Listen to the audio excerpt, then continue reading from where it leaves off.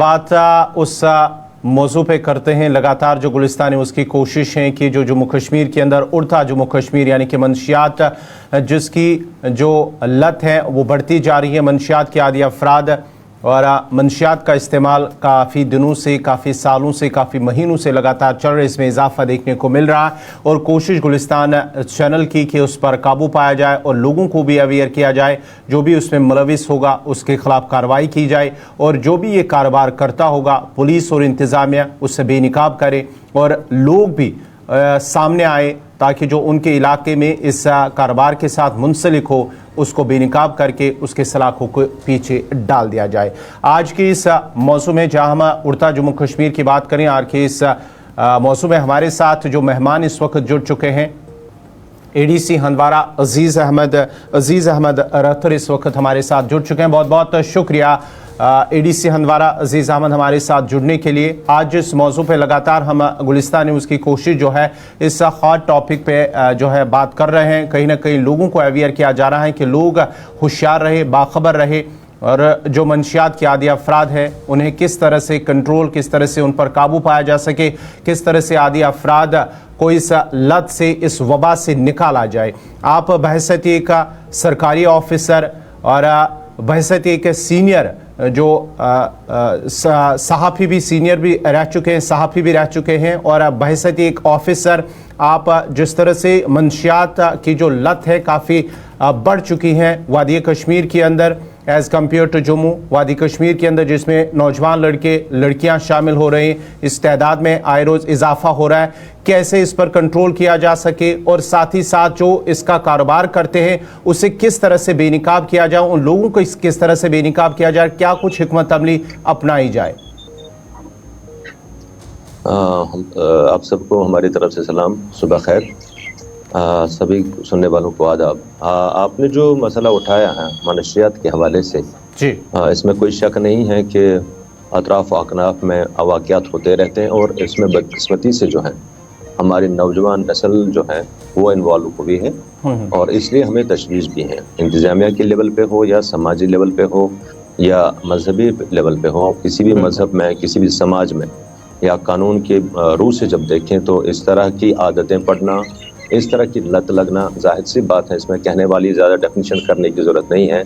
ये किसी भी समाज और कौम की बका के लिए बहुत ख़तरनाक साबित हो सकती है। आप कह रहे हैं कि असल में वजूहात क्या हैं, वजूहात आप देख रहे हैं कि ये कोई 18-19 साल के नौजवान बच्चे हैं, 30-35 साल तक बात चलती है, थोड़ा सा कहीं ऊपर भी जाता है और यही कोहॉर्ट जो है हमारा, आपको पता होगा कि हम यंग बल्ज जो हमारी मुल्क में है कि 15-18 से कोई 35 तक जो हमारी 70-72% आबादी, इनफैक्ट 75 भी जा सकती हैं कहीं कहीं, वो आबादी इन्हीं लोगों पर मुश्तमिल है। इसलिए और भी मज़ीद जो है हमें परेशान होना चाहिए और हमेशा इस मामले में सोचना चाहिए और इसका सद्भाव भी करना चाहिए। बिल्कुल। इस मामले में आपको पता है कि कानूनी तौर पर NDPS का जो मामला है उसमें चल रहा है और उस कानून के तहत पुलिस और इंतज़ामिया की जो कार्रवाइयाँ हैं वो होती रहती हैं। चूँकि हमारा जो है बॉर्डर डिस्ट्रिक्ट है कुपवारा और इसमें बेशतर इलाका जो है वो बॉर्डर के साथ मिलता है, जैसे आपको पता है, तो इसलिए इस तरह की चीज़ें जो है सामने आती रहती हैं। ताहम हमारे यहाँ इस तरह की बात करने से हम लोग अपना दामन नहीं छुड़ा सकते हैं। हमें इमीडिएटली जिस तरह का भी कहीं कोई ख़तरा हो उसमें वापस हमें एहतियाती तदाबीर भी बरतने पड़ते हैं और उसके बाद प्रिवेंटिव प्रोटेक्टिव दोनों मेजर्स लेने पड़ते हैं और फिर रिहेबिलिटेशन का जो एक प्रोसेस है पुलिस की तरफ से जो चलाया जा रहा है वो भी आपकी नज़र में होगा और हमारे जो नाज़रीन देखने वाले हैं उनको भी पता होगा कि रिहैब सेंटर्स हमारे खुले हुए हैं जहाँ पे हमारे इस तरह के नौजवानों को बाद में ट्रीट किया जाता है और बहुत सारी ऐसी स्टोरीज़ हैं, सक्सेस स्टोरीज़ हैं जहाँ से लोग वापस आए और वो नॉर्मल ज़िंदगी जी रहे हैं। लेकिन बुनियादी सवाल पैदा होता है कि ये समाज जो है जिन लोगों से बना है उसके बाद यहाँ की किसी भी समाज की पहले समाजियात होती हैं, उसके बाद वहाँ की सियासत और कानून की बातें होती हैं। क्योंकि आजकल जिस निज़ाम में हम रहते हैं उसमें कानून का जब तक दबदबा ना हो तो समाज में बिगाड़ पैदा होता है। इसलिए कानून का पालन जो है, कानून का पालन जो पुलिस की तरफ से एनफोर्समेंट होती है, NDPS के लॉज की और रूल्स की, फिर एक्शन होती हैं, फिर डिटेंशन हो जाता है बच्चों का, वो कतई तौर पर एक इलाज नहीं है, पुख्ता इलाज नहीं, वो उसके बाद हम करते हैं। उससे पहले हमें कोशिश करना पड़ेगी कि हम एहतियाती तदाबीर उठाएं اور بیسک جو چیزیں ہیں ان پہ جائے. مثال کے طور پر میرا ماننا یہ ہے کہ نوجوان نسل جو ہماری ہے ایک دم سے جو بدقسمتی سے فون کی طرف لگ گئی اور ادب سے کتاب سے. فون بھی ایک کتاب ہو سکتی ہے, ہمیں کوئی اس میں شک نہیں ہے, لیکن امیڈیٹلی ادب سے کتاب سے اور جو اصل پڑھائی ہوا کرتی تھی جس میں وہ ہمتن گوش جس کو بولتے ہیں کتاب کی طرف وہ محو رہتا تھا اور کتاب سے چیزیں پڑھتا تھا, اور اس میں نہ کہ اس کی انفارمیشن بڑھتی تھی بلکہ اس کی نالج بیس بھی بڑھا کرتی تھی. ابھی کی ڈیٹ میں جو انفارمیشن آپ لے لیتے ہیں موبائل سے وہ انفارمیشن کی حد تک محدود رہتی ہے, اس کا نالج بیس بڑھ نہیں جاتا ہے, وہ پروفاؤنڈ اسٹڈیز نہیں ہوتی. اس طرح کی چیز سے ہمارے یہاں کیا ہوا کہ ایک سطحی طرح کی پڑھائی ہونا سٹارٹ ہو گیا ہے اور ایک سطحی طرح کا جو ہے شوق مذاق ادب وہ سامنے آ رہا ہے, جو ایک کنسرن ہے ادبی لحاظ میں بھی سماجی لحاظ میں بھی اور پڑھائی لکھائی کے لحاظ سے بھی. میرا ماننا اس معاملے میں یہ ہے جو میں نے اپنی ایکسپیرینس کی ہے کہ ہمارے یہاں اسکول بھی ہیں جہاں ٹیچرز ہمارے ہوتے ہیں, بہت سارے مکتب اپنے علاقوں میں دیکھے ہوں گے وہاں ہیں, دوسرے تربیتی مراکز ہیں جہاں ہم جاتے ہیں اور پڑھائی و لکھائی کرتے ہیں. لیکن سماج میں ایسے سینٹر نہیں ہیں جہاں پہ ہمارے بزرگ جو ہیں, جہاں پہ ہمارے سینئر سٹیزن ہیں, جہاں پہ ہمارے ریٹائرڈ جو افسران ہیں, چاہے پولیس سے ہو, چاہے سول ایڈمنسٹریشن سے ہو, چاہے آرمی سے ہو, ان کا ایک سابقہ ہو, ان کا ایک تعلق ہو اپنے نوجوان نسل سے, وہ ایک اورل ہسٹری ان کی طرف جو ہے شیئر کریں جس میں وہ ان کو بتائیں کہ ہم اصل میں کس طرح کے لوگ ہیں, ہماری جو میراث ہیں اور ہمارے جو اقدار ہیں وہ کس طرح کی ہیں. ہم سکول کی حد تک بڑے ٹیچر جو سینئر لوگ ہیں بچوں کو پڑھاتے ہیں, وہ اچھا خیر مقدم ہے جیسا چل رہا ہے پچھلے 200 سال سے جو اسکول کا سسٹم ہے, اسی طرح سے کالجز میں اور اسی طرح سے ٹریننگ سینٹرز میں جو تربیت یافتہ لوگ ہیں وہ بچوں کو تربیت دیتے ہیں. لیکن اس کے علاوہ یہ 6 گھنٹے میں ہوتا ہے, صرف 24 گھنٹے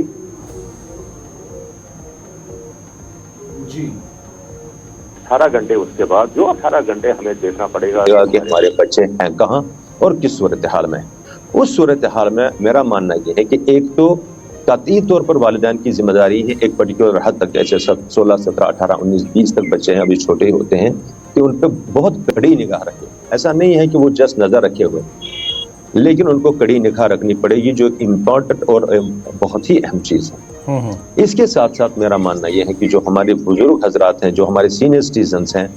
یہ نہ کہ بچے ان کے پاس جائیں, بلکہ میرا ماننا یہ ہے کہ ایسے سینٹر کھلنے چاہے علاقوں میں, محلوں میں, جیسے مکتب ہوا کرتے تھے, جیسے ریڈنگ رومز ہوا کرتے ہیں, اس طرح کے سینٹرز کھلنے چاہیے جہاں پہ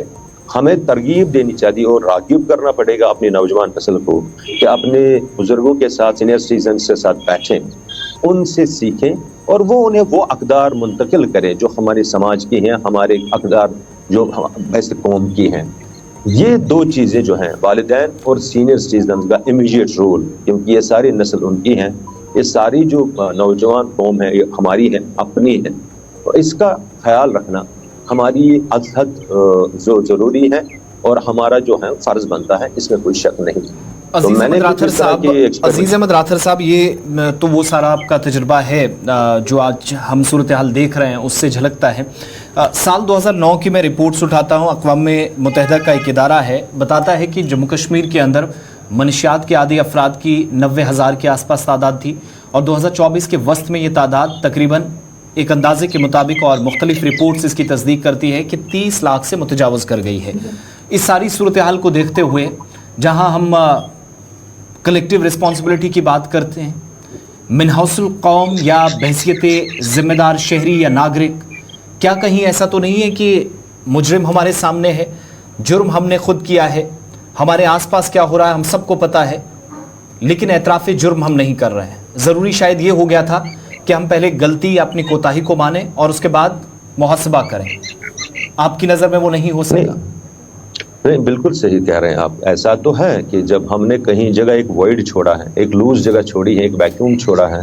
جس ویکیوم میں کوئی آ کر کے ہمارے بچوں کو ورگلا رہا ہے, یا جس ویکیوم کو ایکسپلائٹ کر کے ہمارے نوجوان نسل کو اس کا استحصال کیا جا رہا ہے, اس حد تک میں صحیح ہوں. لیکن میرا ایک دم سے یہ بھی ماننا ضروری ہے اور آپ کو بھی ماننا پڑے گا کہ اس طرح کے جو اعداد و شمار دیے جاتے ہیں ان چیزوں میں اور اس طرح کی سینسٹیو چیزوں میں اس کا قائل نہیں ہوں, کیونکہ بہت سارے لوگ اس طرح کی ایک جس کو اینٹیسپیشن کرتے ہیں, ایک اندازہ لگاتے ہیں اس طرح کے اعداد و شمار کے بارے میں, جیسے آپ لاکھوں کی میں بات کر رہے ہیں, اس سے قوموں کا جو ہے بیسیکلی حوصلہ ٹوٹ جاتا ہے. میں اس طرح کی بات سے متفق نہیں ہوں کہ ہم لاکھوں میں جائیں گے, ہم ہزاروں میں جائیں گے. ہاں کچھ اس طرح کے واقعات ہیں, جیسے آپ نے 90,000 کی بات 22 کہی, یا 80,000 کی بات کہیں گے, یا 60,000 کی بات کہیں گے. مطلب ایک درجہ, دوسرا درجہ, تیسرا درجہ, ایک لیول پہ کہاں انوالو ہیں, دوسرے لیول پہ انوالو ہیں, تیسرے لیول پہ ہیں. ایک ٹرانسفر ہی کرتا ہے, دوسرا عادی ہو چکا ہے, تیسرا سپلائی کرتا ہے. تو اس طرح کی چیزیں کو الگ الگ ہو کر کے دیکھنا پڑے گا, کیونکہ سماج میں کسی بھی اس طرح کے سینسیٹیو معاملے میں ہم اعداد و شمار کو پیش کر کے ایک پکچر سامنے نہیں لا سکتے. میری اس معاملے میں گزارش ہے سبھی حضرات سے کہ جب بھی اس پہ اعداد و شمار کے حوالے سے بات ہم کریں گے کہ ڈرگس کا انفلوئنس کتنے لوگوں پہ ہیں, کتنے اس میں انوالو ہیں, کتنے سپلائرز ہیں اور کتنے پکڑے گئے ہیں, یا ایسا ہے کہ جو سائنٹیفک تھیوری اس میں ہوگی کہ جس نے سپلائی کیا وہ خود بھی انوالو ہیں اور جو ریسیپینٹ ہیں وہ تو ہے ہی. اس معاملے میں مجھے لگتا ہے ہمیں کسی حد تک محتاط ہونا پڑے گا. عزیز صاحب ایک اور چیز آپ سے جاننا چاہیں گے, کیا وہ سٹیپس ہم اٹھا رہے ہیں جو سٹیپس اس پر قابو پانے کے لیے, اس کو روکنے کے لیے اٹھانے چاہیے, کیا وہ سٹیپس ہم اٹھا رہے ہیں, چاہے سرکاری سطح پر, انتظامیہ سطح پر, یا کہ سول سوسائٹی کے بطور ہم اس کو قابو کرنے کے لیے وہ چیزیں کر رہے ہیں جو کرنے چاہیے؟ جہاں تک اقدامات کرنے کی بات ہے, آپ نے جس طرح علاج کی بات, اب اس مرض کے علاج کی بات کی, وہ صحیح ہے. آپ نے دیکھا ہوگا کہ ہمارا پچھلا 3-4 سال کا فوکس جو ہے وہ سپورٹس پہ رہا, اور آپ نے دیکھا ہر ضلع میں, ہر سب ڈویژن میں, ہر تحصیل لیول پہ, انفیکٹ رورل ڈیولپمنٹ کی طرف سے ہر پنچایت میں پلے گراؤنڈز بنانے کی ایک پہل ہوئی, اور جس میں وہ بہت حد تک کامیابی ہوئی. اس سب کا مقصد ہے کہ ہم لوگ جو ہیں اپنے نوجوان نسل کو بجائے ان خرافات کی طرف جانے کے سپورٹس کی طرف, مختلف کھیلوں کی طرف لائیں. اور آپ نے دیکھا ہوگا یہاں سے بھی, آپ کے یہاں سے نشر ہوا ہوگا آپ کی چینل سے, کہ کتنے کرکٹ ٹورنامنٹس, کتنے فٹ بال ٹورنامنٹس, کتنے کبڈی اور باقی جو کھیلے ہیں, باقی جو سپورٹس ہیں, اس میں بچے انوالو ہو رہے ہیں, بچے شامل ہو رہے ہیں. کیونکہ ان کا جو میں نے جو 18 گھنٹے کی بات کی, اس میں سے 6-7 گھنٹے ہم ان کا ریکریشن کرنا چاہتے ہیں, جو سرکاری طرف سے چالو ہیں اس طرح کے پروگرام. اور ساتھ میں جو ہمارے ادبا ہیں, ہمارے علماء ہیں, وہ جو کام اس معاملے میں کر رہے ہیں, پرٹیکولرلی جتنی بھی NGOز ہماری ہیں, اگر ان کا ایک حصہ اس میں ہے, لیکن وہ حصہ ابھی بہت کم ہے, اس میں کوئی شک نہیں ہے. یہ 3 طرح کے لوگ ہیں, جیسے ایڈمنسٹریٹو معاملات پہ آپ نے کہا, قانون کی روح سے پہلے چھوڑ کر کے احتیاط جو ایڈمنسٹریشن میں ہم لوگ کرنا چاہتے ہیں, اس طرح سے سپورٹس کا ڈپارٹمنٹ ہے, اس طرح سے علماء ہے. یہ 3-4 چیزیں مل کر کے, میں اس میں صرف یہ ایڈ کر رہا ہوں کہ میرے نزدیک ایک تاثیر ہوتی ہے بزرگوں کی, سینئر سٹیزنز کی, ان کا پہل کرنا بھی بہت ضروری ہے. جیسے کئی ایک سماجوں میں, کئی ایک محلوں میں ہم کمیٹیاں بنائیں گے جو سینئر سٹیزنز پہ مشتمل ہوگی, اور وہ اپنے نوجوان نسل تک پہنچیں گے. کیونکہ نوجوان نسل جو اس علاقے کی ہے وہ کوئی 65% آبادی ہے, 70% آبادی ہے, اور اس میں جو ہمارے بزرگ ہیں اب کوئی 20-25% رہ گئے ہیں. تو 20%-25% سینئر سٹیزنز میں اب بھی ذمہ داری ہے, اب بھی ذمہ داری ہے کہ وہ اپنے علاقے کی دیکھ بھال کریں, دیکھ ریکھ کریں. اچھا عزیز صاحب, آپ نے قانون کی آپ نے بات کی, تو ایک سوال میرے ذہن میں جو اکثر پوچھا جاتا ہے اور ڈسکشن کافی زیادہ ہوتی ہے کہ میکسیمم لوگوں کا پتہ ہوتا ہے, چونکہ یہ سوال میں اس لیے آپ سے کر رہا ہوں, آپ سسٹم کا حصہ ہیں, جب بھی ہم عام لوگوں کے تاثرات جانتے ہیں تو کہا جاتا ہے کہ سب کو پتہ ہے لیکن کارروائی نہیں ہوتی. ایک وہ شخص جو منشیات کا عادی ہے, اس کے پیچھے ایک بہت بڑا نیٹ ورک ہے جو یہ ساری چیزیں ان تک پہنچا رہا ہے. اس میں ہو سکتا ہے کہ سرحد پار بھی ہوں اس طرف بھی, اور دونوں طرف گرفتاریاں بھی ہوتی ہیں, ہم سب جانتے ہیں. مگر اعداد و شمار اپنی جگہ, کیا یہ حقیقت ہے, اس بات سے آپ اتفاق رکھتے ہیں, جو براہ راست مورد الزام انتظامیہ کو یا سسٹم میں بیٹھے لوگوں کو ٹھہرایا اس لیے جاتا ہے کہ سب کچھ معلوم ہونے کے باوجود کچھ بڑی مچھلیاں ہیں جو جال میں ابھی تک نہیں آ سکی ہیں, اور چند افراد پر جو نچلی سطح پر پکڑے جاتے ہیں وہاں پر کاروائیاں ہوتی ہیں, لیکن جو پیچھے ایک میجر چنک چلانے والا یا چین یہ پورا چلانے والے لوگ ہیں وہ ابھی تک گرفت میں مکمل طور پر نہیں آئے ہیں. اور ایک چھوٹی سی بات اس کے ساتھ کہ قانونی اعتبار سے کہیں ہم کمزور تو نہیں پڑ رہے ہیں, نئے قوانین بھی آئے, NDPS ایکٹ کے تحت کارروائی بھی ہوتی ہے, لیکن زیادہ سے زیادہ 2 سال 4 سال 10 سال جیل میں رہ کر پھر واپس آتا ہو, پھر وہی سرگرمیاں عروج پر چلی جاتی ہیں. ایسا نہیں ہے کہ قانون کی نظر میں کوئی لوگ ہوں اور پولیس کی نظر میں لوگ ہوں اور ان کے خلاف ثبوت ہو اور وہ قانون کے دائرے میں لا جائے. لیکن چونکہ آپ نے خود کہا NDPS ایکٹ جو ہے بہت سخت ہے, اس کی جو تعزیرات ہیں, اس کے تحت جو بھی سزا ملتی ہے وہ بہت سخت سزا ہے. اس لیے سزا دینے سے پہلے جب اس طرح کے لوگوں کو پکڑا جاتا ہے اس میں آپ کو پتا ہے کہ ایک پروسیس جو ہے وہ بڑی کٹھن پروسیس ہے کہ NDPS کے مجرموں کو رنگے ہاتھوں پکڑنا, ثبوت لے کر کے پکڑنا, ایک کٹھن مرحلہ ہوتا ہے پولیس کے لیے بھی, اور ہمارے جو میجسٹریٹ تاجدار صاحبان ہیں, نائب تاجدار صاحبان ہیں, جن کو موقع پر رہ کر کے ان کے خلاف وہ جو ایک رپورٹ بنانی پڑتی ہے اس دم سے, اس وقت گواہ رہنا پڑتا ہے, اس میں وہ بڑی سخت کارروائی ہوتی ہے, کیونکہ پولیس اپنی کارروائی میں ہوتی ہے, ہمارے لوگ کہیں دوسری جگہ ہوتے ہیں. لیکن یہ بات کہنا کہ لوگ نظر میں ہیں اور وہ ہاتھ نہیں آتے ہیں یا ہتھے نہیں چڑھتے ہیں, ایسا کہنا ضروری مناسب نہیں. میری نظر میں جہاں پولیس کو لگتا ہے کہ لوگ انوالو ہیں اور وہ ثابت کر سکتے ہیں کہ اس کے پاس اس مقدار میں منشیات موجود ہیں جس مقدار کے تحت اس کو پکڑا جا سکتا ہے, گرفتار کیا جا سکتا ہے اور اس تعزیرات کے تحت, ان قوانین کے تحت بند کیا جا سکتا ہے, وہ فوراً ایکشن لیتی ہے. ہم نے یہاں دیکھا ہے, اپنے بھی سب ڈویژن میں پرٹیکولرلی کپوارہ میں بھی آپ نے دیکھا ہوگا کہ آئے دن یہاں سے جو خبریں آتی ہیں بارہمولہ کپوارہ بالخصوص اس علاقے سے, کہ آپ نے دیکھا ہوگا کہ یہ تو تعداد آلموسٹ سینکڑوں میں ہوتی ہیں جب NDPS کے کیسز آج کل ہم سامنے لاتے ہیں. تو ایسا بھی نہیں ہے کہ یہ کوئی چھوٹ رہا ہے. ہاں ایسا ہے کہ ایک ثبوت ہونا چاہیے پختہ جس کو لے کر کے پولیس ہماری کارروائی کرتے ہیں, انتظامیہ کارروائی کرتے ہیں, کیونکہ اس میں سزا جو ہے وہ بہت سخت ہے کہ ایک دم سے بندہ ڈیٹینشن میں چلا جائے گا, 2 سال بعد 3 سال بعد 4 سال بعد اس کی خبر لی جائے گی. اچھا عزیز صاحب, ایک چیز بڑی جو امپورٹنٹ ہے, بہت سوال یہ پوچھا جاتا ہے کہ علاج کیسے ہو اور کہاں پر ہو. ہم جب ریہیبلیٹیشن سینٹرز کو دیکھتے ہیں 2 4 5 ہمیں نظر آتے ہیں جو چھوٹے اور بڑے ملا کر ہیں. پچھلے دنوں ایک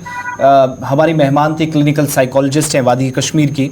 ان کی طرف سے کہا گیا کہ 7 سال کی بچی کا کیس بھی آیا, 15 سال کی ایک بچی کا کیس بھی آیا, 29 سال کی بچی کا بھی, اور 75 سال کی ایک بزرگ کا کیس بھی ان کے پاس آیا. لیکن باری جب علاج کی آئی تو ان کے پاس سینٹرز نہیں. یہ گہار لگا رہی تھی کہ ہمیں کوئی ایک کمرہ دے دے, اور جب ہم مانگنے کے لیے جاتے ہیں تو کہا جاتا ہے کہ اس علاقے کے اندر بھی گند پھیلا دیا جائے گا, یہ نہیں ہوگا. یہ آپ کی نظر میں کیسا؟ اور اگر میں پوچھوں انتظامی سطح پر ریہیبلیٹیشن سینٹرز نہیں, لیکن کم سے کم ایسی کوئی اسپیس کریشن ہو کہ جہاں پر متاثرہ افراد کا علاج ہو سکے, آج کے وقت میں کوئی پیش رفت ہو رہی ہے؟ آپ نے جس طرف اشارہ دلایا کہ اس میں جو انتظامیہ کی آرگیومنٹیشن ہے فیسلٹیز کی, اوبویسلی وہ ہوتی رہے گی. آپ نے جو 5-6 سینٹرز ریہاب سینٹرز کا اشارہ دیا یا ان کی بات کی, وہ کیٹر نہیں کر پائیں گے وہ ضروریات اور وہ لوگ جو ہمارے یہاں انفارچونیٹلی اس لت میں پڑے ہیں. جو آپ نے مختلف طبقے جو ہیں عمر کے, جیسے آپ نے 15 سال 7 سال اور 75 سال کی عورت کہا ہے, اس کے پیچھے بھی ایک بڑی وجہ ہے. پہلے اس طرف جانا چاہوں گا, ایک اشارہ کہ لائف کی کمپلیکسٹیز جو ہیں, جو آج کے دور میں ہم نے لائف کو بہت سخت بنایا, بہت کمپلیکس بنایا, اس کا یہ بھگتان جو ہے اس کا خمیازہ ہے ہمیں بھگتنا پڑے گا.